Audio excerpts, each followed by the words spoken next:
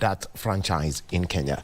But right now, first, let's talk about an event. It's going to be the 56th edition of the Magical Kenya Open from Thursday through Sunday. Golf Club. And joining us via Zoom from the Muthaiga Golf Club is the tournament director, Engineer Patrick Obath. A very good morning to you, TD. Good morning, and my pleasure to join you today. Well, thank you very much. Clear the air. The one thing we know is that there was a lot of noise about, players, the number of players, local players who can play at the Magical Kenya Open. It was putting it into context about the extra 5 and the regional slots, plus also that now the field will be 150. That is correct. After the by the local players, they had a lot more people that they wanted to play in the Magical Kenya Open. They appealed, and we had a discussion with the European Tour, because they normally allocate the slots, and they said, okay, this time round, we shall expand the field and allow also 3 regional players to play, which we've always had in the Kenya Open in the past. One of the key things that the DP World Tour were looking for regional players is that the uniquely positioned in the region as a prime golf event within the European Tour. And the idea is that we really want to expand golf in the region at that high professionals, and the European Tour is really keen to get this happening here. So yes, we have a field of 150 which was extended. We have a total of 30. We have 3 from the region, and then we have 6 amateurs, of which 1 is coming from Uganda as well. So let's talk about these, about the players. And first, we know that 8 qualified after the tournament that we played at Muthaiga and Sigona. And so the other 5 have got a qualifier. And for the regionals, you could also just mention about how that's going to go down, because there are 2 events today. Yes, we asked the professional golfers of Kenya to give us 5 names, and the decision about how they were going to be selected, the Professional Golfers Association in Kenya. And they chose to have another qualifier for the 5 additional slots that were given to them. So that qualifier is taking place today, on Monday the 17th at the and the regional players, we had already scheduled for them a qualifier for 3 slots, and that was taking place at VetLab Sports Club. And that is taking place over 36 holes. The qualifier, the second qualifier for the Kenyans, is taking place over only 18 holes at Windsor. Well, so the numbers already clarified. Now let's just take a look at this. The support that it has received, we know, I think the government put in 295 million. The DP World Tour have also put in that.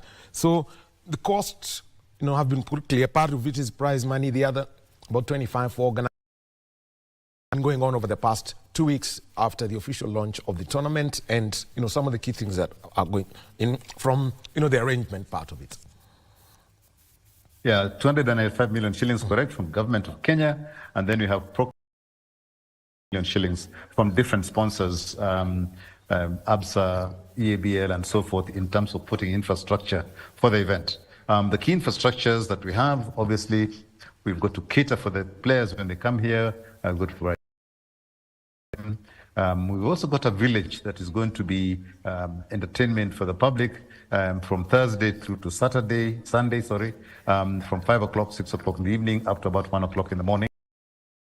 Also, all the entertainment facilities on the course, providing food places, providing water and everything. That is a big thing that is part of the costs of organizing the tournament. There's security, there is, there's a lot of stuff that has to be done in order to prepare for the tournament. Over and above that, we've also got to prepare the course itself. And preparing the course itself is also a big cost, and that we have to pay a small contribution to Muthaiga, who have graciously agreed to host us again. Really, when you look at the 100 million shillings, it actually goes to a lot of activities, and we could do with a lot more money to make the event even more glamorous. Actually, let's talk about this course preparation, because the DP World Tour, the European Tour, all name would be, is that there are requirements they put out to every host organizers, that there are certain standards. What have been the key developments that you've seen and golfers at Muthaiga, the members of Muthaiga, have benefited from? One thing is that the Europeans come in about they come in about 6-8 months before the event, and they give a course preparation guideline in terms of the nutrition of the course, and then the sort of the physical agitation of the course as well in terms of and this takes place over those 8 months. And then in the last 2 weeks, there's been a lot more intensification in terms of improving the nutrition of the grass, the rolling of the greens, the cutting of the fairway, and generally improving the whole look. And that takes quite a bit. And you can imagine that is 8 months of work. Then you have the event over 4 days. You take a break of about 3. So it's quite something. But the good thing is that when you look at the club once it is finished, the course is in a very, very good condition for the rest of the period that the members are using it. And even like when you left Karen and we're now at Muthaiga, 3 years, 4 years, the course is in excellent condition for the members there. So this work actually helps a lot in improving the quality. The other thing is partnering with clubs to put in the television infrastructure, because that comes with a lot of works that, at times, may be new to a lot of event is actually designed for TV. How have you been able to manage that? Yeah, normally this event actually is for TV. We have 4 days live coverage. They cover it around the whole world. It reaches 500 million homes. And if you multiply that by, say, average of 3 or 4 eyes per, pairs of eyes per house, that's about 2 billion people who watch the event. And that is big for our sponsors. That to happen, we have a whole TV crew, production crew that comes from South Africa and from Europe, that they come here, they lay out some 30-odd kilometers, 40 kilometers of cable within the course. There's also camera towers, you have RFID towers in the place, you have a full compound full of TV production equipment, and then in this modern day and age, the production unit, I think, is somewhere in Australia or somewhere like that, where they actually do the production and then broadcast it globally. So the infrastructure to actually bring this to your TV is quite something else. And then also over and above that, we have a local that goes to one of the broadcasting houses, and that local signal is then also streamed free to air, so that the public can watch here free, and also it is streamed within the various video channels. In terms of the video process that for this event. Over to you. Okay, now let's now talk about the competition proper. So you've got, I've looked at the field, I've seen, we're expecting the top player in this DP World 2025 season. Lee is going to be coming in, and the quality of the field that we have seen, what, the kind of action that we seen ever since Kenya Open was upgraded from the Challenge Tour to now to the main tour, to the European PGA Tour? I think the key thing is that it's been growing over time. In the first year, we had to, first year in 2019, we had to invite some internationals to give prominence to the event. We gave them, we invited, we put the hotels, but it grew the stage of the event to the stage that now the top people, I think the top 6 or top 8 in the order of merit of the European Tour are coming to play in Kenya this year, and also the winner, which was slightly over a week ago, Hao Tong Lee, is also coming to play in Kenya. But the other important thing is that the winners of the last 5 editions from 2019 up to now are all also going to come and play, plus 3 from the. It means that the combination of 2 things. One is that the prize money at $2.5 million is attractive. It is sort of at the middle to top level within the European Tour, and also the placing of the event within the calendar. We have a series of events in the Middle East and a series of events in South Africa. Kenya sits very nicely in between those places. And really, if we can in the future, we need to grow to have another 1 or 2 tournaments in the region. We can actually get a lot more the quality of the field. So we are talking to the region to see whether one of the other countries would be keen to start a European tour event. So we have, we continue improving the quality of the field that is coming to Kenya. But this year we have a very strong, about 6 to 8 of the top in the order of merit, followed by a very, very strong contingent of up and coming stars tour. Everyone sees that, fine, a field of 150. How many will be going into the weekend? I repeat that, please. 50 expected. How many will be playing Saturday, Sunday? What's the number that makes cut? Yeah, normally 150 is the field, 144 to 152 is the size of the field. Generally speaking, over the weekend, it will be between about 60 to 75 who will be playing on Saturday and Sunday. Normally, it is 60 plus ties. So it will be between 60 and 75 players who will be playing the weekend field, normally that qualifies to play.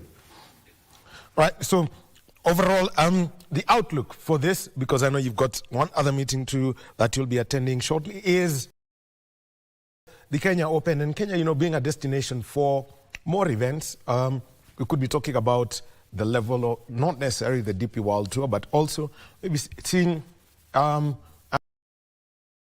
or maybe even other challenge tour events coming to the country. Yes, I think for us to be able to grow the sport and also give our professionals in Kenya, when we talk about Kenya, for me, is talking about the region, so that we actually work together and get more a bigger field, so we can actually draw golf.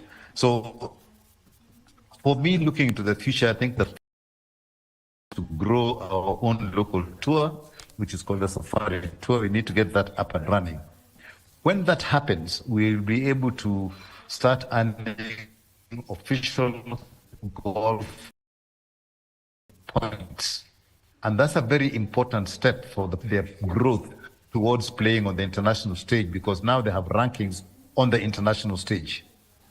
And the second thing is that once the Safari Tour, we then look at bringing in a challenge tour event in Kenya and maybe Tanzania and Uganda and Rwanda.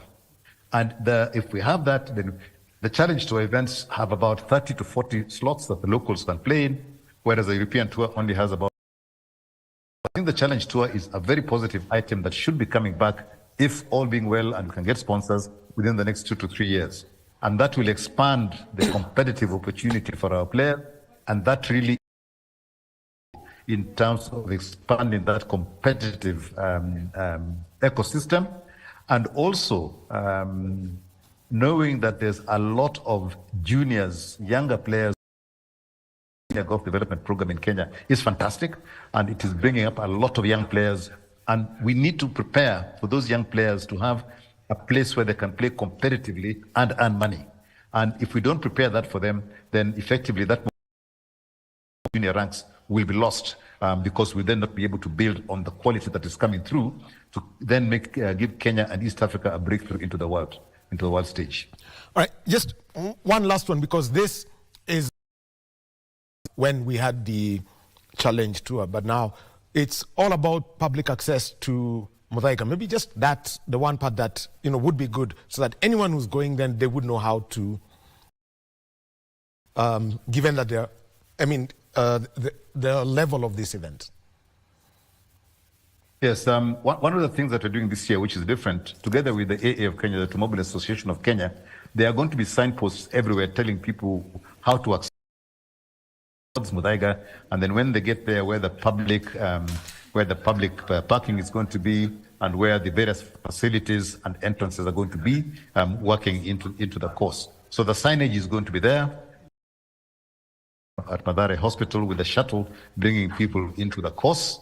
Then there will be entrances. In fact, there are 2 entrances which are marked at the golf club, and people can access that. There are also Uber drop-off points. Taxi drop-off points will be available there.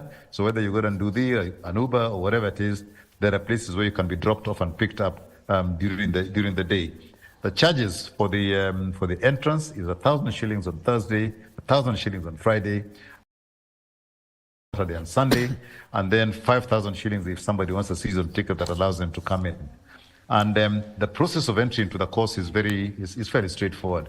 There will be a scanning point where everybody who buys a ticket, their ticket will be scanned, and once that is scanned, they'll be issued with an armband, which is valid for the day, and there'll be different colors for different days. To buy a ticket, you have to go to Hustle Sasa.